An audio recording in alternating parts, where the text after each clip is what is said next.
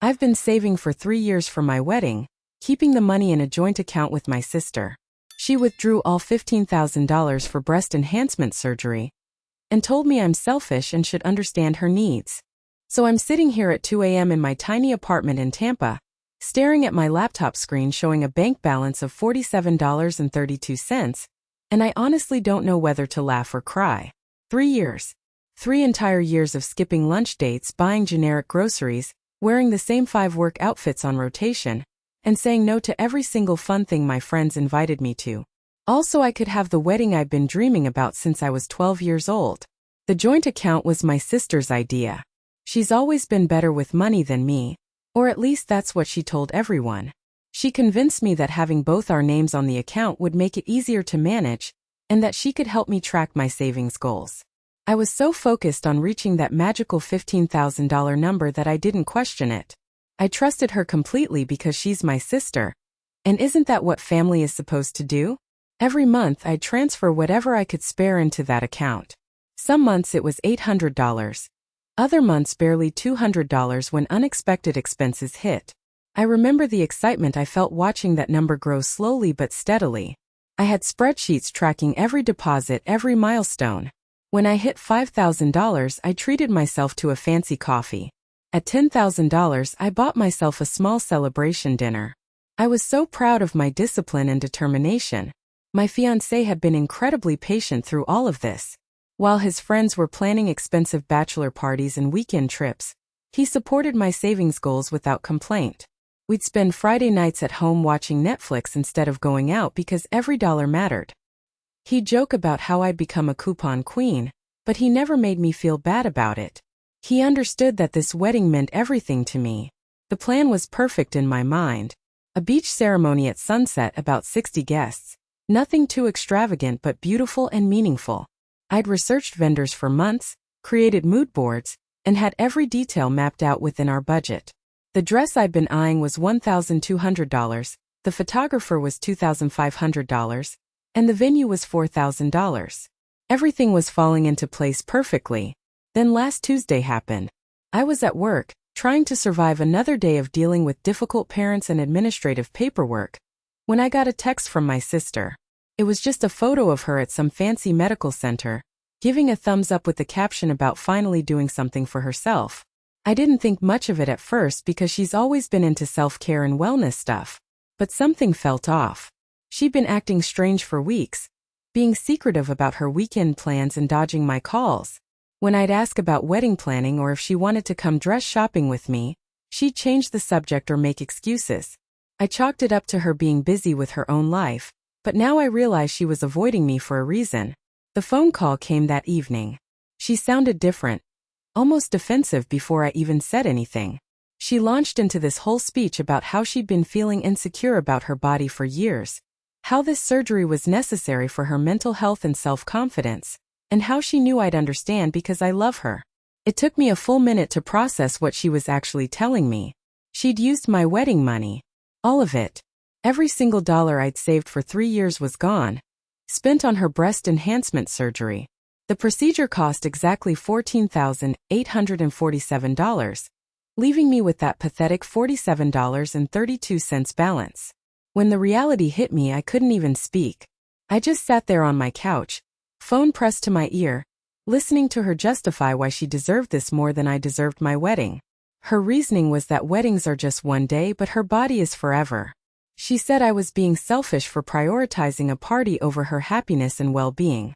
She actually used the word party to describe my wedding, like 3 years of sacrifice and planning meant nothing.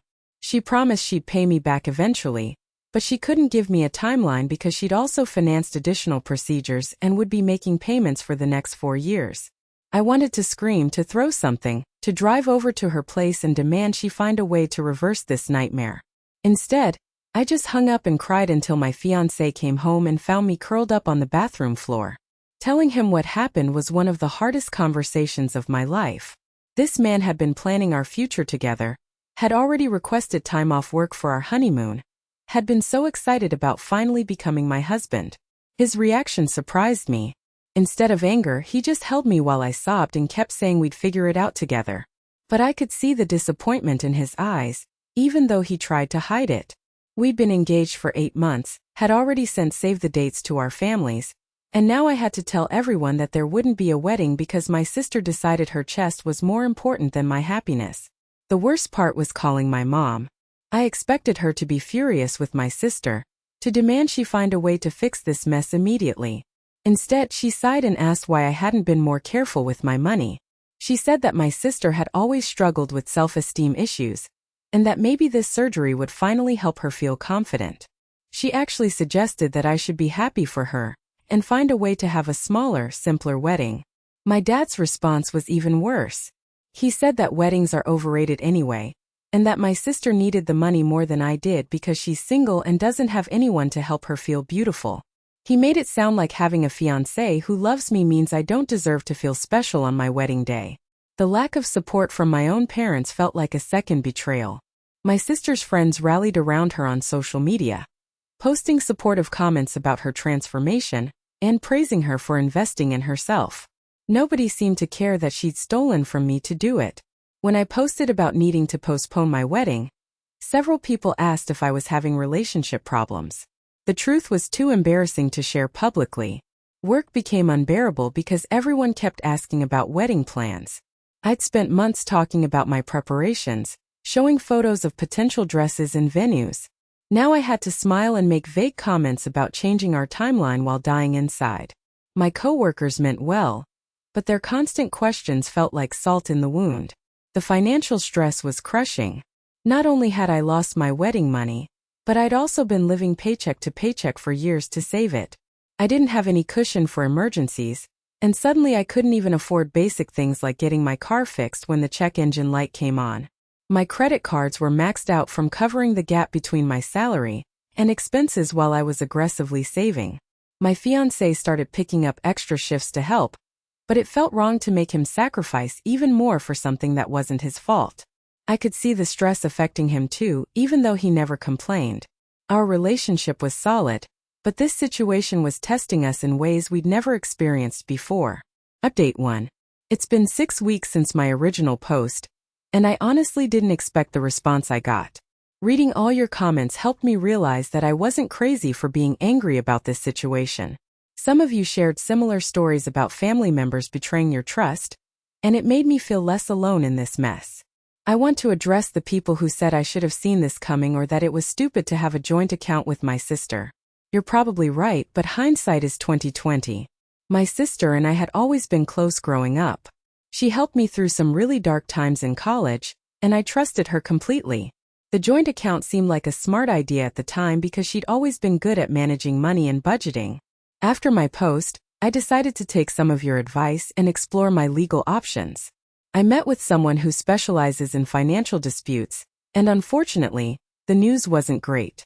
Because both our names were on the account and there was no written agreement about the money being specifically for my wedding, it would be nearly impossible to prove theft. The money was legally accessible to both of us, regardless of who deposited it. However, I did learn that I could pursue a civil case for breach of trust or unjust enrichment. The problem is that legal fees would likely cost more than I could realistically recover, especially since my sister doesn't actually have the money to pay me back even if I won. She financed the surgery and is already struggling to make the monthly payments. The family situation got worse before it got better. My mom called me 2 weeks after my post to tell me that my sister was struggling with depression following her surgery, and that my anger was making her recovery more difficult. She actually asked me to apologize to my sister for making her feel guilty about her decision. I couldn't believe what I was hearing. That conversation was my breaking point. I told my mom exactly how her favoritism had affected me over the years, and how disappointed I was that she couldn't see how wrong this situation was. I explained that my sister's mental health didn't excuse stealing from me, and that asking me to apologize was insulting. My mom got defensive and said I was being dramatic about the whole thing. My dad tried to play mediator, suggesting we all sit down for a family dinner to work things out. I agreed, thinking maybe we could finally have an honest conversation about what happened. Instead, the dinner turned into an intervention where my parents and sister tried to convince me to just move on and stop holding grudges. They kept saying that family is more important than money and that I was prioritizing material things over relationships. I lost it. I'd been holding back my true feelings for weeks, trying to keep the peace, but something snapped that night. I told them that this wasn't about money, it was about trust and respect. I explained how I'd sacrificed for 3 years, how I'd planned every detail of my wedding, and how devastating it was to have those dreams stolen by someone I loved. I asked them how they would feel if someone took their most important goal and used it for themselves. My sister finally spoke up and said she didn't realize how much the wedding meant to me. She claimed she thought I was just saving money to save money, not for anything specific. This was obviously a lie since we talked about the wedding constantly, but at least she was acknowledging that what she did was wrong. She offered to make payments to me, but when I asked how much and when, she couldn't give me any concrete answers. The dinner ended with me walking out. I told them I needed space to figure out how to move forward, and that I wouldn't be attending any more family gatherings until this was resolved properly. My mom cried and said I was tearing the family apart, but I was done being the one who always had to bend and compromise. My fiancé had been incredibly supportive through all of this, but I could tell the stress was affecting our relationship. We'd been so focused on the money and the family drama that we'd lost sight of what really mattered. One evening he sat me down and said something that changed my perspective completely. He reminded me that we didn't need a fancy wedding to be married. He said he'd marry me in our living room in pajamas if that's what it took, and that he was tired of watching this situation consume my happiness. He suggested we go to the courthouse and get married quietly, then have a celebration later when we could afford it. At first I resisted because it felt like letting my sister win, but then I realized I was letting her control my life even more by postponing my happiness. We started planning a small courthouse ceremony with just a few close friends as witnesses. It wasn't the beach wedding I dreamed of, but the more we planned it, the more excited I became. We focused on writing our own vows and choosing meaningful details that reflected our relationship, rather than trying to impress anyone else. The week before our courthouse wedding, something unexpected happened. My sister called me, and for the first time she sounded genuinely remorseful. She said she'd been reading about the impact of her actions and realized she'd been selfish and hurtful. She asked if she could see me in person to apologize properly. I was skeptical, but I agreed to meet her at a coffee shop near my apartment. She looked different, obviously because of the surgery, but also sadder somehow. She apologized without making excuses and admitted that she'd known exactly what she was doing when she took the money. She said she'd been jealous of my happiness and stability, and that she'd convinced herself she deserved the money more than I did. She handed me an envelope with $500 in cash, which was apparently all she could scrape together from selling some of her belongings. It wasn't much compared to what she owed me, but it was the first concrete step she'd taken toward making things right. She also gave me a written repayment plan, promising to send me $200 every month until the debt was paid off. She'd clearly thought this through and was trying to be realistic about what she could afford. I didn't forgive her immediately, but I appreciated the effort she was making. For the first time since this whole mess started, I felt like maybe we could eventually repair our relationship. I told her about the courthouse wedding, and she asked if she could attend. I wasn't ready for that, but I said maybe we could grab coffee afterward if things went well. Update 2. Our courthouse wedding happened 3 months ago, and I'm writing this update because so many of you asked me to share how things turned out. I have to say, that small ceremony was more perfect than any elaborate wedding could have been. We wore simple outfits we already owned, exchanged rings we bought online for under $100 total, and had lunch afterward at our favorite burger place with our 2 witnesses. The best part was how personal and intimate it felt. There was no stress about seating arrangements or vendor coordination or weather concerns. It was just us, promising to love each other forever, surrounded by people who genuinely cared about our happiness. My fiancé, now husband, cried during his vows, and I realized that all those months of planning and saving had made me lose sight of what weddings are actually about. My sister has been true to her word about the repayment plan. She sent me $200 every month without fail, and she even sent an extra $100 when she got a small bonus at work. At this rate, it'll take about 6 years to pay back the full amount, but the consistency has meant a lot to me. It shows that she's serious about making things right. More importantly, she's been working on herself in other ways. She started volunteering at a local animal shelter, which she says helps her feel useful and less focused on her appearance. She's also been more honest about her struggles with self-worth and has been making an effort to rebuild our relationship slowly. We don't talk every day, but we text occasionally, and the conversations feel more genuine than they have in years. The family situation has improved somewhat, though it's still complicated. My parents eventually acknowledged that they handled things poorly, though they've never fully apologized for their initial reactions.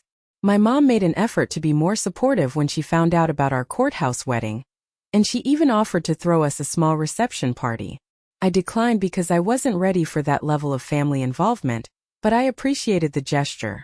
My dad has been quieter about the whole situation, but he did tell me privately that he was proud of how I handled everything. He admitted that he'd been trying to keep the peace instead of addressing the real problem, which was something I'd never heard him acknowledge before. It's not a complete resolution, but it's progress. The financial stress has been the hardest part to recover from. Even with my sister's monthly payments, it's going to take years to build up my savings again. My husband and I have had to adjust our expectations for things like buying a house or taking vacations, but we're managing. We've gotten better at budgeting together and finding free or cheap ways to enjoy ourselves. One unexpected positive outcome has been how much stronger our relationship has become. Going through this crisis together showed us that we can handle serious problems as a team. We communicate better now, and we don't take our partnership for granted. The stress could have easily driven us apart, but instead it reinforced why we wanted to be married in the first place. I've also learned to set better boundaries with my family. I no longer feel obligated to attend every gathering or to smooth over conflicts that aren't my responsibility. It's been liberating to realize that I can love my family while still protecting myself from their dysfunction. My relationship with my sister will probably never be exactly what it was before, but maybe that's not necessarily a bad thing. Some people have asked if I regret not having the big wedding I originally planned. Honestly, I do sometimes wonder what it would have been like to have that beach ceremony with all our friends and family celebrating with us. But I don't regret how things actually happened. Our marriage is just as valid and meaningful as it would have been with a $15,000 party, and we avoided a lot of the stress and debt that often come with large weddings. I've started a new savings account, this time in my name only, for a possible future celebration. Maybe for our 5th anniversary we'll renew our vows on that beach I originally wanted. Or maybe we'll use the money for something completely different, like a down payment on a house or a fantastic honeymoon we never took. The point is that it'll be our choice, made together, without anyone else having access to sabotage our plans. Final update. It's been over a year since my sister took my wedding money, and I wanted to provide one final update since so many of you have followed this story from the beginning. Life has settled into a new normal, and I've gained some perspective that I think might be helpful for others dealing with similar family betrayals. My sister finished paying me back 2 months ago. She ended up getting a second part-time job and was able to send larger payments than originally planned, which shortened the repayment period significantly. When she made the final payment, she included a long letter thanking me for giving her the chance to make things right and acknowledging the full impact of what she'd done.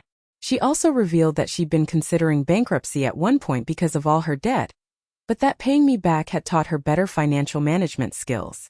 Reading that letter was emotional, because it showed me how much she'd grown from this experience. The sister who stole my money was impulsive and self-centered, but the person who wrote that letter was thoughtful and accountable. We've rebuilt our relationship slowly, and while it's different than it was before, it's actually healthier in many ways. We're more honest with each other now, and I no longer feel like I have to take care of her emotions at the expense of my own. My parents and I have also found a better balance. They've never explicitly apologized for their initial reactions, but their behavior has changed. They no longer play favorites as obviously as they used to, and they've made more effort to support me in other areas of my life. My mom even helped me plan a small anniversary dinner this year, and didn't once mention that it would have been cheaper to order pizza. The most surprising development has been my career. All the stress from this situation made me realize how much I was depending on external validation and other people's approval for my happiness. I started taking more risks professionally and applied for a position I never would have considered before. I got promoted and received a significant salary increase, which has made a huge difference in our financial stability. My husband and I are in a really good place now. We've been married for 15 months, and we're finally able to start saving for some of the goals we put on hold during the crisis. We're looking at houses and planning a real honeymoon for our second anniversary. The experience taught us that we can weather serious storms together, which gives us confidence about handling whatever challenges come next. For anyone dealing with a similar betrayal by a family member, I want to share what I've learned. First, it's okay to be angry and to set boundaries, even with people you love. You don't have to forgive immediately or pretend everything is fine to keep the peace.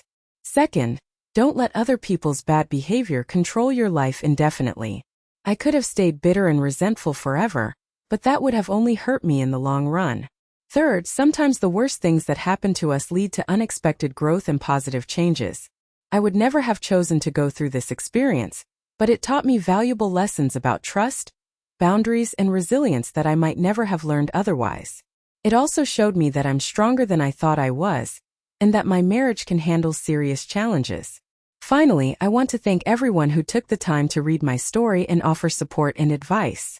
When I was in the middle of this crisis, it felt incredibly isolating.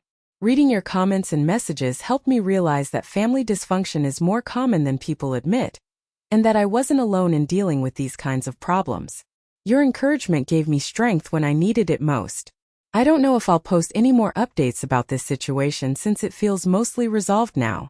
My sister and I are in a good place, my marriage is strong, and I've learned to prioritize my own well-being without feeling guilty about it. Sometimes the best revenge really is living well, and I'm finally at a point where I can say I'm genuinely happy with how my life turned out, despite everything that happened. To anyone currently going through something similar, please know that it does get better. It takes time, and it's not always a smooth process, but you can recover from betrayal and build something even better than what you had before. Don't let other people's poor choices define your future or steal your joy permanently. You deserve better, and you have more strength than you realize.